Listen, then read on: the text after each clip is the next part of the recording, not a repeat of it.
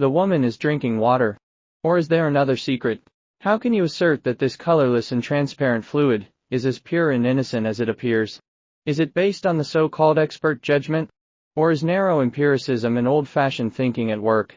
Today, we will debunk a conspiracy that has been circulating since the Truman administration, and that is the question of whether water is a non-toxic substance. As we all know, all the presidents of the United States since Truman have rarely discouraged everyone from drinking more water, and that's the problem. They hide the fact that the water contains toxins.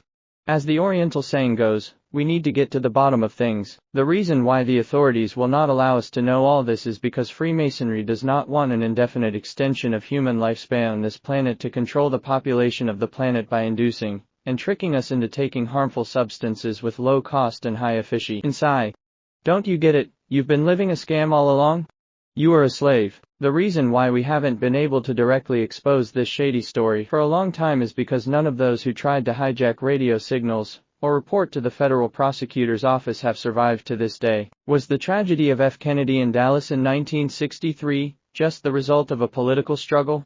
Or a failed attempt by an awakened nation's leader to expose a hoax and defy the shadow government? The toxic substances determined by the inherent properties of water are not completely clear at this stage, but we can still find a lot of evidence from historical materials. The King Table of Sumerian civilization records that in ancient times, there were 8 kings who ruled the region for a total of 240,000 years, with an average effective rule of 30,000 years per person.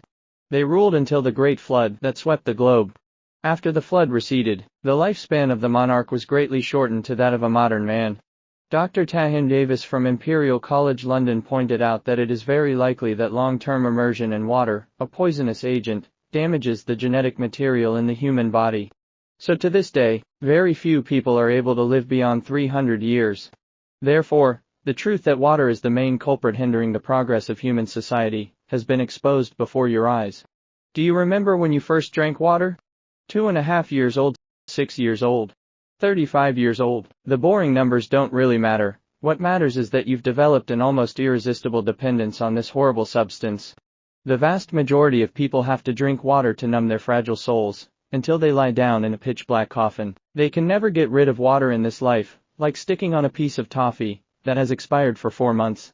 A clandestine academic meeting in Göttingen, Saxony in 1970 appeared to be an in-depth revelation of the properties of water, and explored the detrimental conditions of water in its boiling state. The meeting pointed out that the dissolved oxygen in boiling water is lost due to heating, and the carcinogen chloroform exceeds the standard by 3 to 4 times. Delegates once put forward an initiative to prohibit primary and secondary school students from drinking boiling water. But why is the social scene you see now completely different from what this conference describes? Why can't this conference be searched on the internet, just as the scientists who organized the conference were never born from the womb? Haven't you discovered the tricky part of the actual controller of the earth, who is watching in the dark?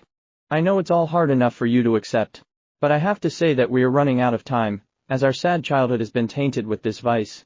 The only thing you can do is to respect your habits at this stage until scientists in the dark web and resistance groups develop an addictive herbal medicine that can kick water, or obey the mandate of heaven and pray silently before the conspiracy behind the scenes is exposed around the world.